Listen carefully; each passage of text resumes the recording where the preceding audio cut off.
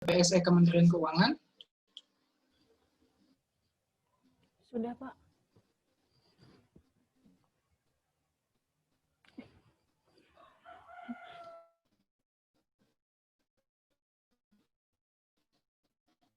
Sudah, Pak. Jadi mau kementerian di halaman muka ini isinya adalah tender-tender pengadaan barang jasa yang sedang berjalan.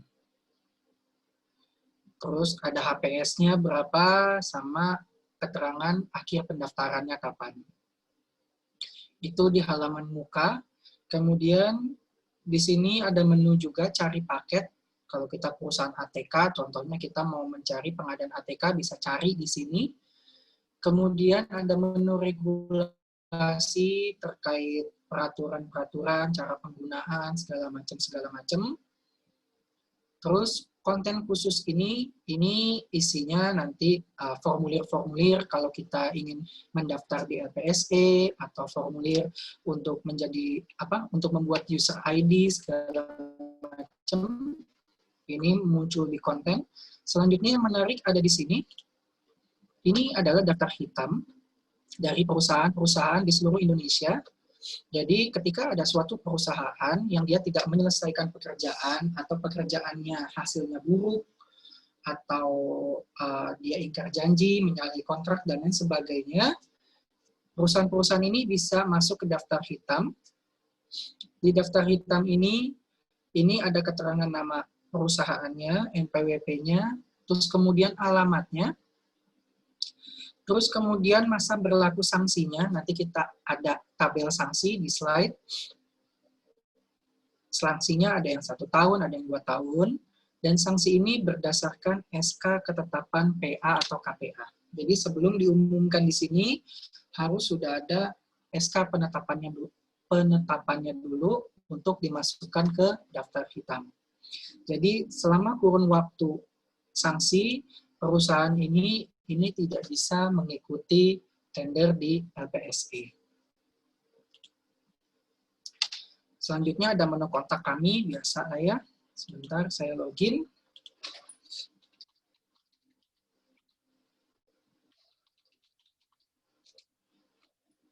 Nah, ketika kita login, di sini ada daftar-daftar paket pengadaan yang sedang dan telah kita laksanakan.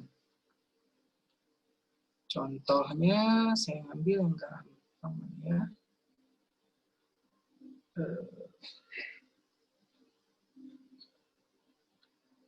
Oke, ini contohnya kayak pengadaan ATK. Ini isi dari sistem SPSE-nya. Jadi kita bermain nanti di sini, bukan bermain ya, maksudnya melakukan pengadaan barang jasa di menu-menu yang ada di sini. Yang pertama, ini ada jadwal di sini, ini ada penjadwalan. Penjadwalan itu kita buat mulai dari pengumumannya kapan, kemudian peserta bisa daftar kapan, terus kemudian penjelasan atas dokumen pengadaannya kapan, kemudian kapan peserta bisa mengupload penawaran, terus kemudian kapan kita bisa buka dan evaluasi penawarannya. Terus setelah dievaluasi, kita menetapkan pemenang dan mengumumkannya. Itu kapan jadwalnya. Terus setelah itu ada masa sanggah. Setelah sanggah berlalu, baru ada penunjukan dan penandatanganan kontrak. Jadwal ini bisa terlihat oleh kita dan oleh penyedia. Jadi bisa saling cross-check, ini waktunya sedang waktu ngapain, sehingga kita tidak terlewat melakukan salah satu tahap yang ada di jadwal ini. Selanjutnya, ini adalah jumlah peserta yang mengikuti tender ini, ada 126. Kemudian kita mengupload dokumen pemilihan. Dokumen pemilihan ini maksudnya aturan mainnya seperti apa di tender ini. Terus kemudian ada spesifikasi barangnya atau KAK-nya seperti apa, jangka waktu pelaksanaannya kapan, kuantitas barangnya, terus gimana cara mengevaluasi, bagaimana cara peserta mengajukan penawaran, semuanya itu ada di dokumen ini. Seandainya ada perubahan terhadap dokumen ini, kita bisa melakukan adendum. adanya perubahan, entah ada perubahan kuantitas, perubahan jangka waktu, dan lain sebagainya. Selanjutnya ada jumlah penawaran. Jadi di sini dari 126 peserta, ini hanya 11 perusahaan yang menawarkan harganya. Ya mungkin sisanya barangnya tidak tersedia dan lain sebagainya. Jadi hanya ada 11. Dari 11 ini kita melakukan evaluasi. Ada evaluasi, terus didapatkanlah pemenang pertama, kedua, dan ketiga. Fungsinya adalah ketika pemenang pertama ini mengundurkan diri setelah diumumkan sebagai pemenang, maka pemenang kedua ini akan menjadi pemenang pertama. Jadi kita akan melakukan kontraknya dengan yang urutan kedua. Dengan konsekuensi, peserta yang tadi mengundurkan diri akan dimasukkan ke dalam daftar hitam. Selanjutnya di sini ada berita acara untuk mendukung akuntabilitas proses pengadaan. Jadi kita upload semua berita acara mengenai evaluasinya, mengenai hasil tender secara keseluruhan, semuanya kita upload di sini. Selanjutnya di sini ada menu pertanyaan dan penjelasan. Jadi tadi kalau kita lihat di jadwal kan ada waktu penjelasan ya. Penjelasan pekerjaan itu maksudnya peserta itu bisa menanyakan hal-hal yang belum jelas diatur di dalam dokumen pengadaan.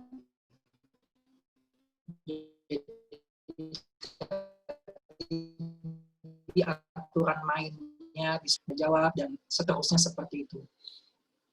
Selanjutnya, sebentar. Ini adalah file-file penawaran peserta. Jadi tadi kan ada peserta yang memasukkan penawaran hanya ada 11 ya kalau nggak salah. Nah ini ada file-filenya yang bisa kita download. Bentuk filenya adalah RHS. Terus kita bisa mengekstrak file ini melalui aplikasi ini, namanya aplikasi Appendo. Ada yang namanya aplikasi Appendo. Fungsinya untuk mengekstrak file RHS ini. Jadi nanti file RHS keekstrak isinya ada PDF, ada Excel, dan lain sebagainya. Itu adalah file-file yang diupload oleh si penyedia ini. Terus kemudian file tersebut ada passwordnya, dan passwordnya itu yang sepanjang ini. Nanti kita tinggal Ctrl C aja.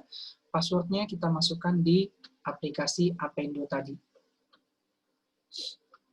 Selanjutnya setelah kita buka semua file penawarannya, kemudian kita mengevaluasi file-file tadi, didapatkanlah ini rangkumannya secara administrasi, kualifikasi, teknis, dan harga itu oke atau enggak. Nah, terus ini adalah harga penawarannya, dan ada harga penawaran terkoreksi, karena seringkali penyedia ini salah hitung, entah sengaja ataupun tidak. Jadi harus kita koreksi, harus kita melakukan perhitungan ulang. Dan yang terakhir ini adalah menu sanggah apabila setelah kita melakukan pengumuman pemenang, perusahaan X yang kita nyatakan sebagai pemenang, kemudian perusahaan Y ini tidak berkenan atau dia ingin mengajukan sanggah, ini nanti muncul di sini sanggahannya, dan nanti kita jawab juga di sini. Di aplikasi LPSA ini nanti muncul di sini kalau ada sanggah. Seperti itu. Oke, itu kurang lebihnya mengenai aplikasi LPSA Kementerian Keuangan. Nanti kalau kalian ditempatkan di kementerian lain atau Pemda, itu aplikasinya sama seperti itu. Terus kemudian terkait marketplace, ini muncul ya aplikasi bela pengadaan ya. Muncul, Pak. Betul, Pak.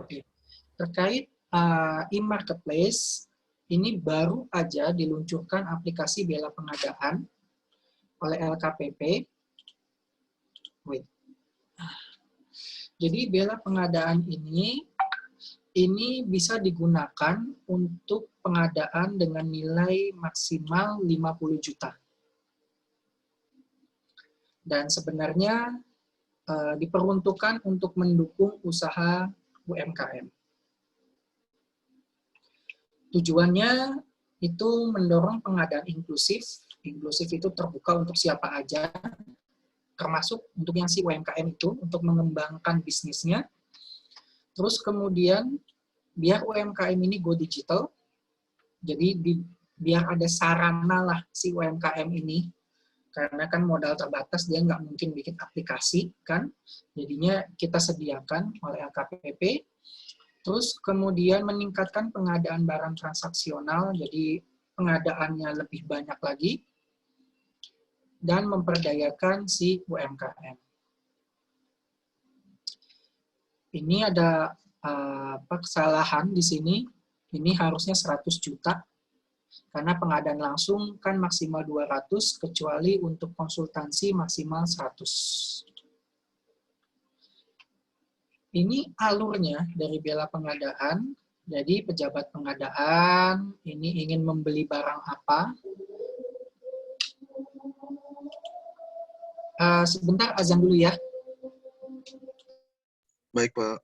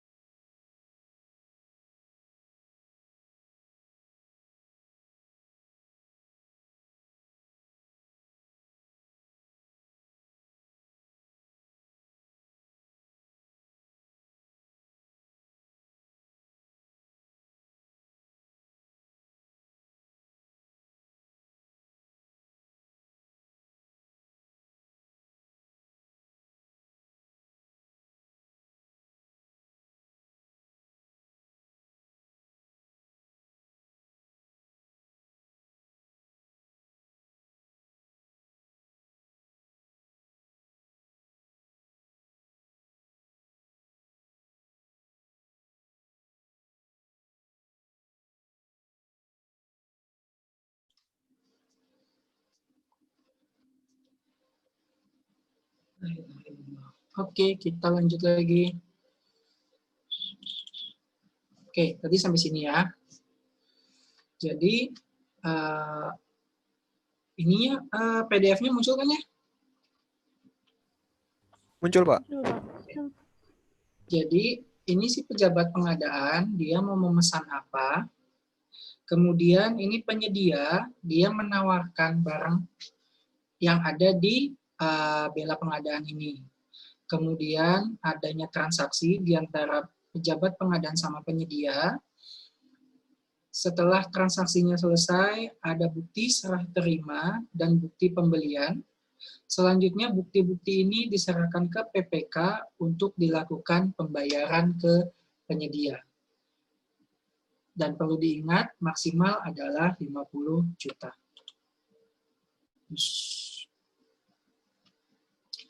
Kemudian ada ini surat edaran nomor 21 tahun 2020 terkait aplikasi bela pengadaan. Jadi pihak-pihak yang terlibat adalah pejabat pengadaan di suatu satker, kemudian LKPP dengan aplikasi bela pengadaannya, yang kemudian bela pengadaan ini terintegrasi dengan marketplace yang sudah existing di Indonesia, yang mana pelaku usaha mikro dan kecil ini kalau mau bergabung bisa mendaftar ke e-marketplace tersebut. Nah, ini cara pendaftarannya. Jadi pendaftarannya ini bisa dilakukan oleh siapa saja di e-marketplace yang sudah terintegrasi dengan sistem LKPP. Saat ini itu baru ada 6 yang join dengan LKPP, yaitu Bineka, kemudian Beli-Beli, Buka Pengadaan, Gojek, Grab, sama Shopee. Jadi sementara kita baru bisa belinya di sini. Dan belinya itu menggunakan akun kantor, nggak bisa akun pribadi. Terus kemudian si bela pengadaan ini menggunakan single sign-on, jadi ada loginnya, ada passwordnya, segala macam yang diberikan ke satker tertentu untuk melakukan bela pengadaan. Terus kemudian ini sudah korelasi transaksi ke sirup dan akan ada monefnya. Jadi bukti-buktinya itu tadi kayak kwitansi, bukti pembeliannya itu disimpan untuk keperluan audit.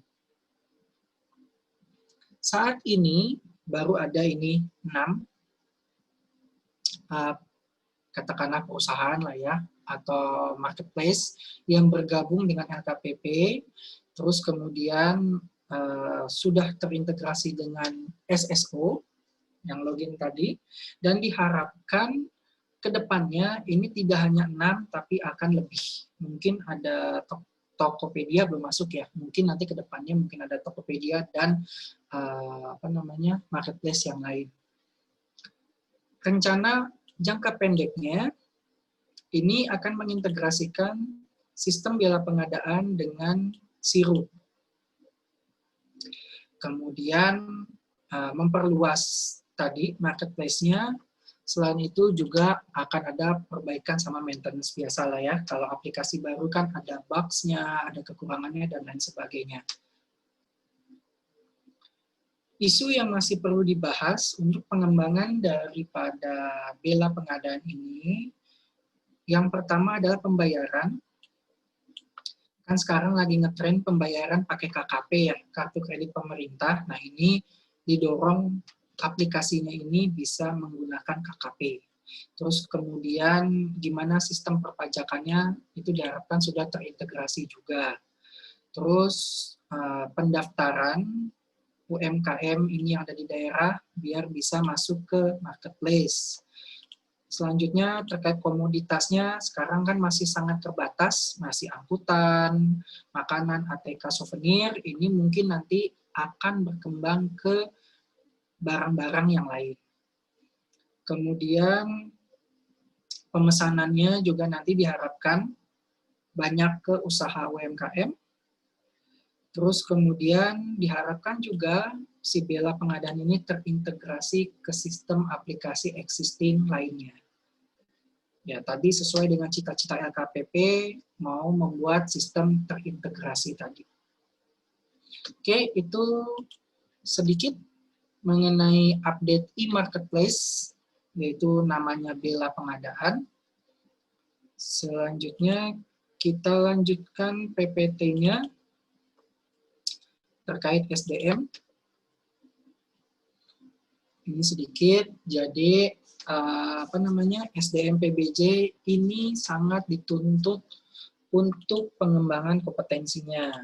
Jadi ya mungkin kalau yang baru-baru itu awalnya masih bisa melakukan pengadaan langsung yang nilainya kecil-kecil sampai 100 juta, diharapkan dikembangkan kompetensinya biar bisa berani melakukan tender sampai 1M, terus selanjutnya 10M dan lain sebagainya.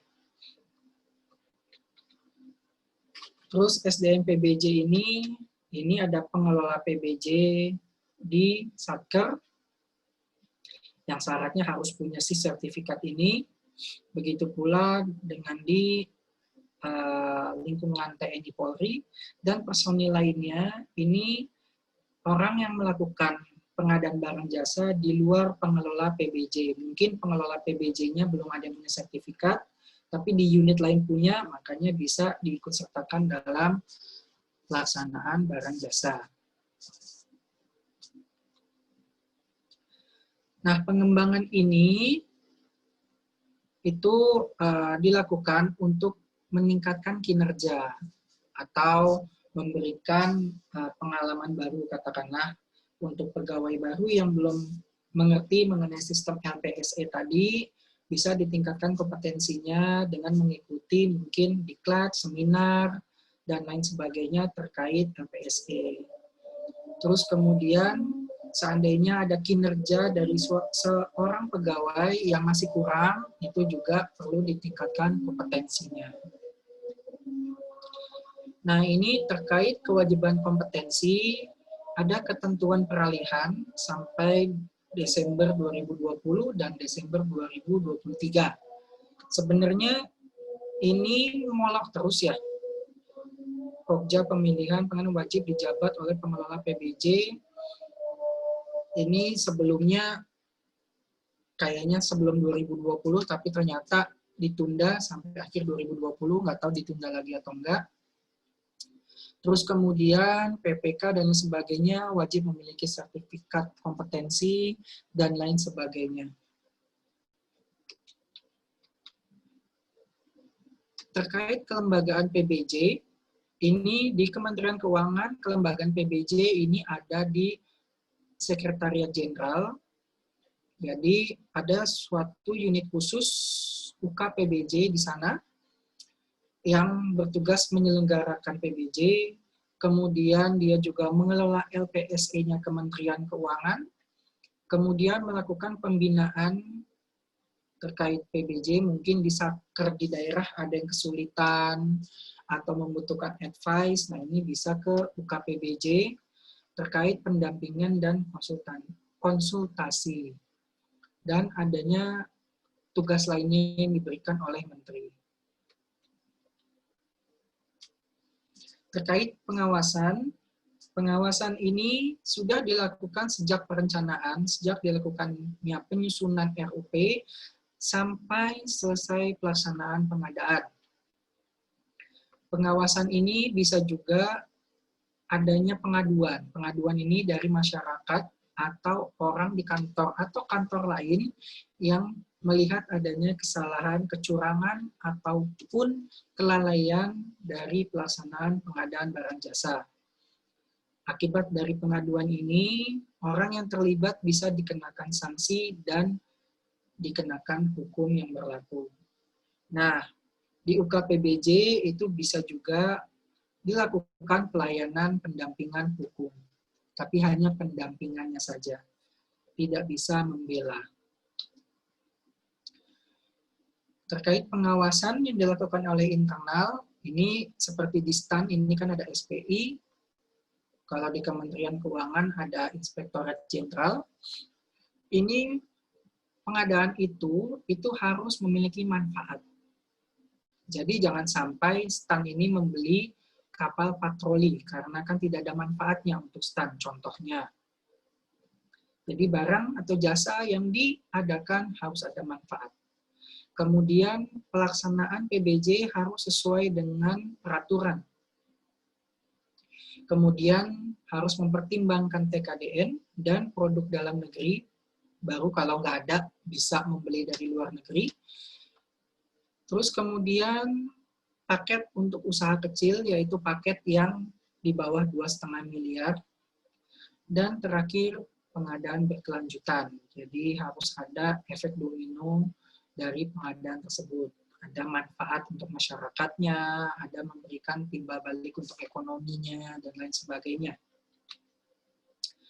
Nah, pengawasan internal ini juga dimulai dari perencanaan sampai serah terima pekerjaan, sampai pekerjaan itu selesai. Terus kemudian ada yang namanya whistleblowing system, ini baik dilakukan oleh LKPP ataupun dilakukan oleh Kementerian Keuangan. Jadi orang yang memiliki suatu informasi terkait penyalahgunaan wewenang dan lain sebagainya, itu bisa melakukan pelaporan ke whistleblowing system. Cuman, kalau kalian ingin melaporkan, kalian juga harus menyertakan bukti-bukti yang ada. Jadi nggak bisa hanya melaporkan saja.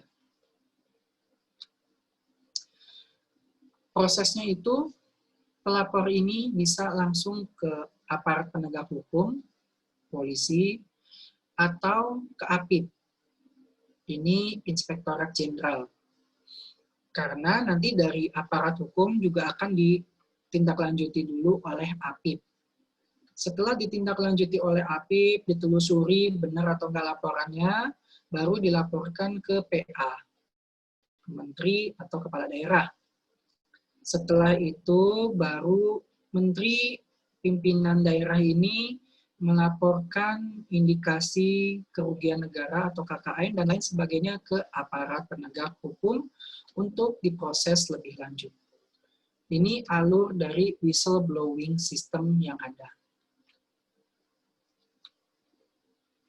Nah, sanksinya itu bisa diberikan ke siapa saja, baik ke peserta, ke pemenang, ataupun ke pejabat-pejabat di satker tersebut. Ini adalah tabel-tabel sanksinya, ada yang 2 tahun, ada yang 1 tahun, dan lain sebagainya. Nanti silahkan dibaca saja. Berhubung ujiannya ini bentuknya adalah open book, ya kan? Jadinya nanti bisa, bisa kalian buka kembali pada saat ujian. Ini sanksinya banyak. Nah, ini daftar hitam yang tadi udah kita lihat di website LPSE, ada daftar hitam. Jadi, selama daftar hitam itu, penyedia nggak bisa ikut tender di LPSE manapun. Setelah hukumannya selesai, baru bisa, dan diperlakukan sebagaimana orang biasa, sebagaimana peserta lainnya. Jadi, nggak ada perlakuan khusus, nggak ada. Kalau memang sanksinya itu sudah selesai. Kemudian ada pelayanan hukum. Jadi kalau ada PA, KPA, Pokja dan sebagainya ini terkena masalah hukum terkait PBJ, ini diberikan pelayanan hukum oleh KL atau Pemda. Kalau di Kementerian Keuangan ini ada Biro Advokasi. Ini ngurusin pelayanan hukum. Bukan hanya untuk pelaku PBJ, tapi untuk seluruh Kementerian Keuangan. Terkait kontrak, ketika PPK itu tanda tangan kontrak dengan penyedia, terus kemudian ada perselisihan, nah sebisa mungkin diselesaikan secara kekeluargaan berdua aja dulu. Kalau tidak bisa, baru diajukan ke arbitrase, atau langsung ke pengadilan, biar nanti mereka yang memutuskan siapa yang salah, kerugiannya bagaimana, dan tindak lanjut dari sengketa tersebut. Oke, itulah materi hari ini. Jadi tadi udah ngomongin pengadaan secara elektronik, ada e-marketplace, ada apa lagi? Ada LPSE, ada SPSE, terus kemudian ada e-katalog, dan lain sebagainya. Nanti silahkan dibaca kembali. Saya sih biasanya pernah ngasih soal apa perbedaan dari LPSE, SPSE, e-procurement, terus kemudian e-marketplace, e-katalog itu apa bedanya. Ya nanti dipelajarin lagi slide-nya. Terus tadi juga udah ngomongin bela pengadaan terkait e-marketplace yang baru aja diluncurkan, dan sudah ada tadi kita lihat sekilas mengenai LPSE Kementerian Keuangan. Oke, itulah materi untuk hari ini. Selanjutnya kita pindah ke WhatsApp group ya, untuk melakukan diskusi apabila ada yang ingin ditanyakan. Terus selain itu nanti ada juga soal latihan yang nanti jam 4-an kita bahas. Oke? Terima kasih teman-teman semua. Kita pindah ya. Oke, Pak. Terima Makasih ya, kasih, Pak. Pak. Makasih, Pak. Pak. Banyak.